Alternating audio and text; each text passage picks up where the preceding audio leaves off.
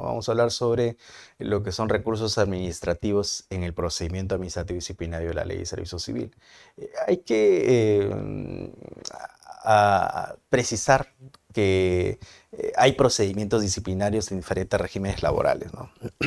Y esto para evitar confusiones, toda vez que el Estado se vincula a sus colaboradores bajo diferentes reglas de juego que son regímenes laborales, ¿no? Por ejemplo, los docentes, ¿no? La ley de reforma magisterial tiene su propia carrera especial, igual el personal de la policía, los magistrados, los fiscales.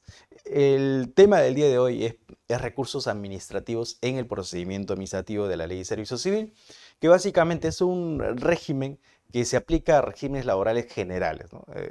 Cuando hablamos de regímenes laborales generales, tenemos que ubicarnos en el régimen laboral de la Ley de Base de la Carrera Administrativa, es decir, el 276, el régimen laboral de la actividad privada, el decreto legislativo 728, el contrato administrativo de servicios, el conocido CAS, y los trabajadores propiamente de la Ley del Servicio Civil, ¿no? Es decir, aplicable a estos regímenes laborales generales. Se puede aplicar supletoriamente a carreras especiales, ¿no?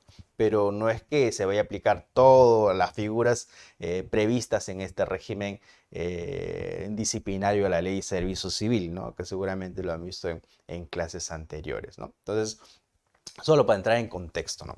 Cuando hablamos de los recursos administrativos en la Ley del Servicio Civil, tenemos que considerar que existen dos únicamente ya. Si bien la Ley de Procedimiento Administrativo General ubica un tercer recurso, que sería el recurso de revisión, en el disciplinario, en el régimen disciplinario de la Ley de Servicio Civil, solo encontramos dos recursos administrativos, el recurso de reconsideración y el recurso de apelación. Únicamente estas dos figuras para poder cuestionar una eventual sanción disciplinaria, ¿no? Y es que cuando ejercemos este derecho de defensa, este derecho de recurrir, este derecho de impugnar una sanción administrativa, tenemos que ser estrategas en esta situación. Y es que tenemos que pensar, tenemos que ubicarnos en cómo es que el Tribunal del Servicio Civil resuelve las apelaciones, ¿no? Y hay que decir que también no todas las apelaciones llegan al Tribunal del Servicio Civil. Muchas veces se cree en forma incorrecta, a veces cuando no estamos dedicados al 100% al tema disciplinario con la Ley de Servicio Civil, podríamos creer en forma equivocada de que todos los recursos de apelación llegan al Tribunal de Servicio Civil, ¿no? Y esto no es así. No todos los recursos llegan. Hay recursos administrativos de apelación que los resuelve la misma entidad, ¿no? Entonces tenemos que considerar esos matices, ¿no? Que ya lo vamos a ir desarrollando en el transcurso de la clase, ¿no? Entonces vamos a ver cómo es que se determina el tema de las sanciones, la ejecución de las sanciones, que está muy ligado al tema de los recursos administrativos, ¿no? Muchas veces se presenta la situación en la que el servidor sancionado presenta su recurso de apelación o reconsideración y cree en forma equivocada que esta sanción no se va a ejecutar, ¿no?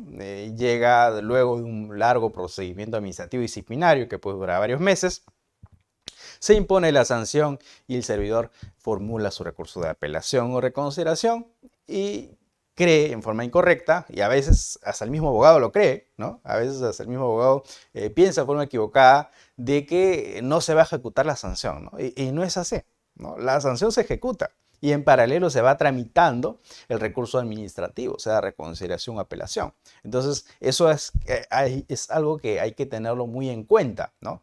Porque el resolver un recurso administrativo no es tan rápido que digamos, ¿no? Para los casos en que llega el Tribunal del Servicio Civil, podría demorarse alrededor de 2 meses a 3 meses en que el tribunal resuelva el recurso administrativo. Y este tiempo que demora en resolver el recurso administrativo, se va ejecutando la sanción, ¿no? Imagínense una sanción de suspensión o una sanción de destitución. El trabajador ya no va a laborar, es decir, está dejando de percibir sus remuneraciones, ¿no? y esto es algo que tiene que tenerse muy en cuenta, ¿no? Para hablar de recursos administrativos, es necesario saber la estructura del procedimiento administrativo disciplinario, ¿no? Y tener obviamente una base sobre lo que son las faltas disciplinarias, cómo es que se configuran las faltas disciplinarias. Hablar de prescripción también, ¿no? Que son temas que ya ustedes lo han desarrollado. Pero brevemente tenemos que tener muy en cuenta la estructura del procedimiento administrativo disciplinario, ¿no? Que lo ven en pantalla. El procedimiento administrativo disciplinario tiene dos fases, ¿no? Dos fases que son bien marcadas, dos fases diferenciadas, en las que una fase se denomina la fase instructiva, que comprende básicamente desde el inicio del procedimiento administrativo disciplinario, y hablamos de inicio del procedimiento administrativo disciplinario con la notificación de esta resolución o acto de inicio, ¿no? Es decir, no en todos los casos va a ser resolución. Podría ser una carta, ¿no? Podría ser otro tipo de documento en la que se notifique al trabajador esta imputación, ¿no? Esta comunicación de que se le está iniciando un procedimiento administrativo disciplinario. ¿Cuáles son los hechos? ¿Cuál es la falta que está siendo imputada? ¿Cuáles son las normas vulneradas? ¿Y cuál es la posible sanción? Entonces, ya desde el inicio del procedimiento administrativo disciplinario, el trabajador, para que pueda ejercer su derecho de defensa, tiene que tener esta seguridad de hasta dónde va a llegar este procedimiento disciplinario, ¿no? Puede ser que termine con amonestación, puede ser que termine con una suspensión o una destitución, pero ya desde el inicio del proceso administrativo disciplinario, el servidor tiene que saber esto, saber qué sanción le podrían imponer. Entonces, y esto ocurre en lo que se denomina la fase instructiva. La fase instructiva inicia pues con la notificación de la resolución o acto de inicio. No importa tanto la fecha en que se consigne en la resolución, ¿no? Porque a veces uno piensa en forma incorrecta de que si la resolución tiene una fecha, es en esa fecha en que se inicia el proceso disciplinario, ¿no? Y la fecha de notificación es otra fecha, ¿no? Y esto muchas veces va a tener repercusiones para estrategias frente a un eventual recurso de apelación, porque podría darse en que se presente una prescripción del plazo de duración del procedimiento administrativo disciplinario o prescripción del plazo para iniciar el procedimiento administrativo disciplinario. Podrían darse estas situaciones, ¿no? Y esto es lo que genera pues que tengamos muy definidas estas dos fases o este momento en que se inicia el disciplinario y en el momento en que termina. La fase instructiva básicamente es para recabar el descargo del trabajador, ¿no? Es decir, hay una imputación y pues tendría que haber una defensa del trabajador. Una defensa que puede ser elaborada por él mismo, puede ser elaborada por su abogado, ¿no? No se requiere firma de abogado, hay que decirlo. Y luego de haber recibido el descargo y probablemente de haber recabado alguna información adicional, se emite un informe que se denomina el informe del órgano instructor, ¿no? El órgano instructor emite un informe en el cual califica esta falta y da las conclusiones de esta investigación que ha desarrollado. En una segunda fase, denominada fase sancionadora, ya es el momento en que se determina propiamente la sanción, ¿no? ¿Qué sanción se va a imponer? Y en el régimen disciplinario de la Ley de Servicio Civil se han previsto tres tipos de sanciones, ¿no? Tres tipos de sanciones que son sanciones diferenciadas, ¿no? Como las sanciones de amonestación, que puede ser en su modalidad escrita, verbal, la suspensión, que puede ir desde un día hasta un año, y la destitución, ¿no? Entonces, veamos esto de acá. El procedimiento administrativo disciplinario no puede durar más de un año calendario. ¿Cómo computamos este año calendario? Desde el inicio del procedimiento administrativo disciplinario, que hemos dicho que se da con la notificación de esta resolución o acto de inicio, hasta la fecha en que se emite la resolución final, es decir, la resolución ya que se determina la sanción.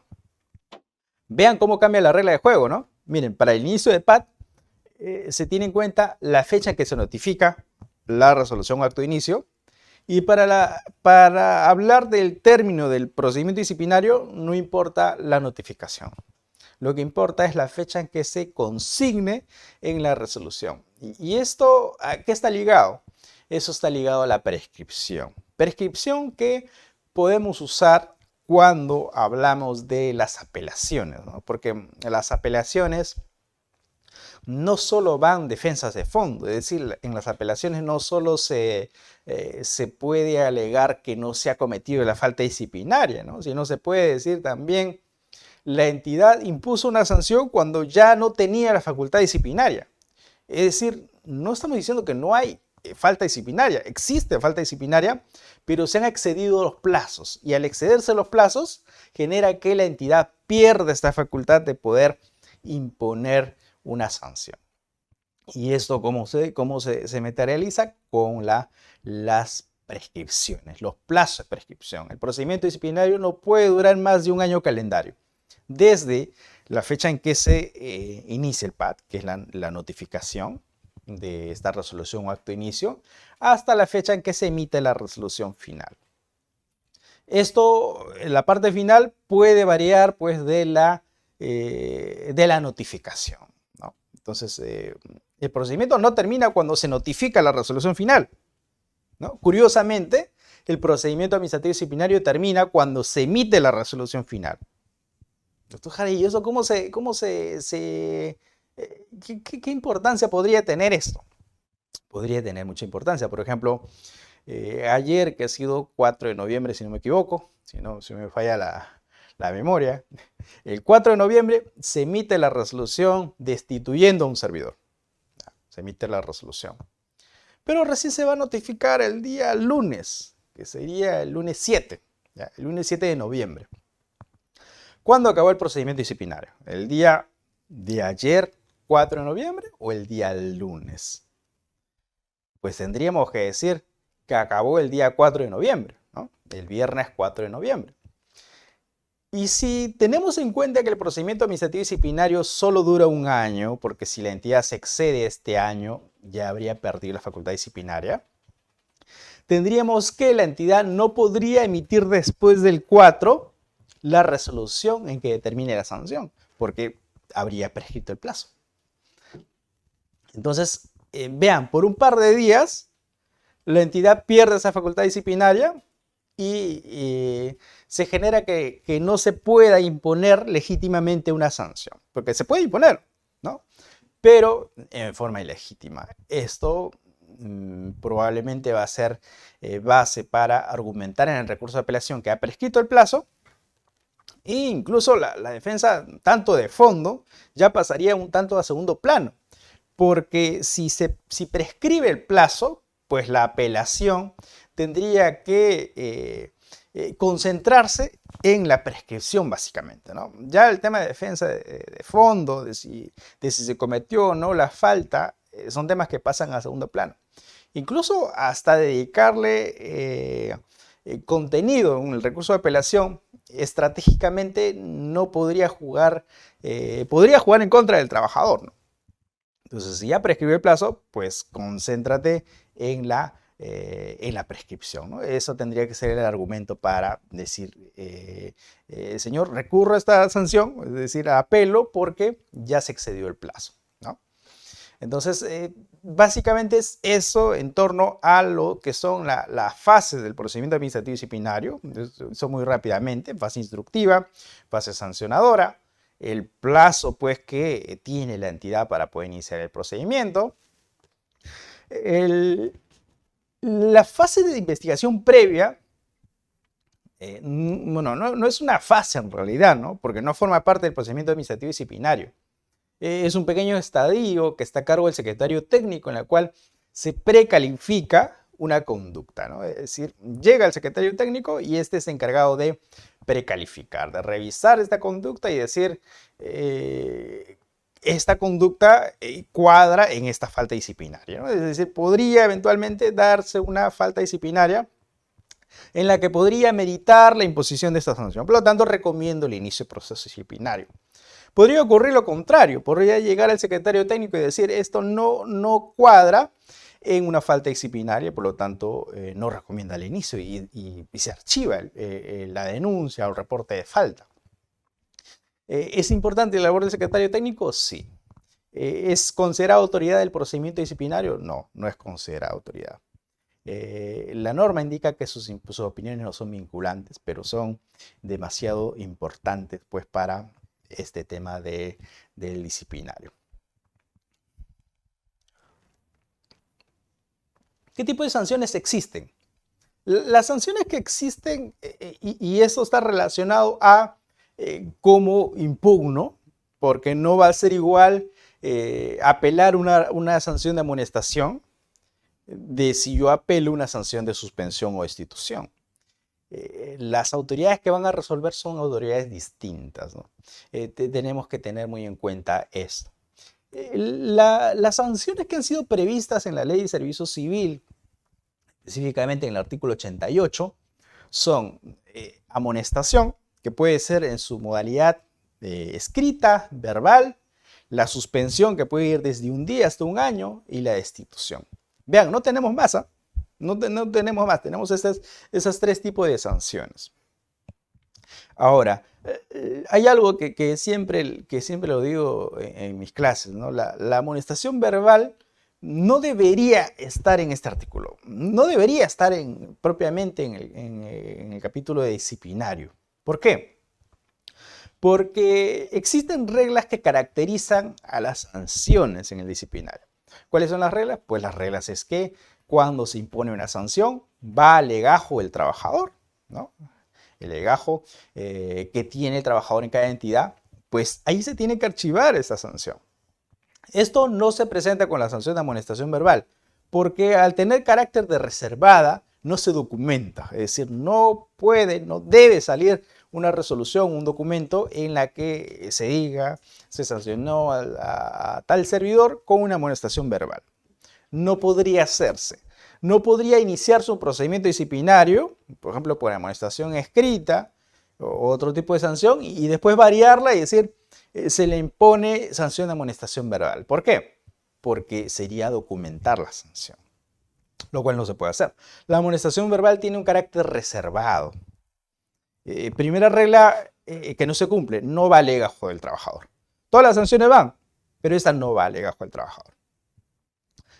La segunda regla, para imponer alguna de las sanciones que están previstas por la Ley de Servicio Civil, debe seguirse un procedimiento administrativo disciplinario, ¿no? que lo hemos visto así rápidamente. Fase instructiva, fase sancionadora, se determina la sanción. Con la amonestación verbal no ocurre esto. No se debe iniciar un procedimiento administrativo disciplinario. No requiere. Aparte que no se va a materializar, no requiere iniciar un procedimiento disciplinario. Segunda regla incumplida, ¿no? Segunda regla que no se cumple. La tercera regla es que toda sanción disciplinaria se impugna, es decir, puede haber recurso de reconsideración, recurso de apelación. No estoy de acuerdo con la sanción, pues ejerzo mi derecho de poder recurrir, poder impugnar para que otra instancia pueda resolver mi recurso. Con la amonestación verbal no ocurre esto, ¿no? No se presenta esta oportunidad. ¿Por qué? Porque la amonestación verbal son una especie de llamados de atención reservados, deberían ser reservados, ¿no? Es decir, en las que intervenga el jefe inmediato y el trabajador nada más, no debería ser público, ¿no? Se dificulta mucho porque la administración pública lo que falta es espacio, ¿no? Tenemos muchos trabajadores, pero lo que falta es espacio, ¿no? Y a veces falta espacios cerrados, ¿no? Por ejemplo, muchas veces los jefes inmediatos no tienen, pues, una oficina propia, ¿no? Una oficina particular en la que pueda entrevistarse con algún trabajador a su cargo y no se escuche frente a los demás trabajadores, ¿no?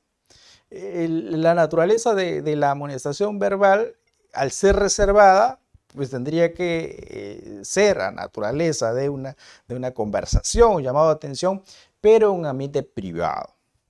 Y eso muchas veces no se cumple. ¿Por qué? Porque hay un ambiente compartido, ¿no? Muchas veces los jefes no tienen oficinas propias, oficinas particulares. Lo otro es que a veces hay jefes también, ¿no? Hay jefes y jefes que gozan de ese llamado de atención verbal en público, ¿no? Es decir, delante de los compañeros de trabajo, ¿no? Lo cual no debería ser, ¿no? Porque afecta el clima laboral, va en contra de esta naturaleza de la sanción de amonestación verbal. Dijimos que no se impugna, ¿no? Todas las sanciones se impugnan, pero esta no se impugna, ¿no? No imaginemos el escenario en que está el jefe llamando de la atención a su trabajador y el trabajador dice, ¿ya terminó, jefe? Sí, le dice, ¿y por qué? Porque formulo mi apelación verbal, ¿no? Entonces es absurdo pensar que alguien podría apelar verbalmente, ¿no? Porque a sanción verbal tendría que haber una apelación verbal, ¿no? Lo cual no se cumple.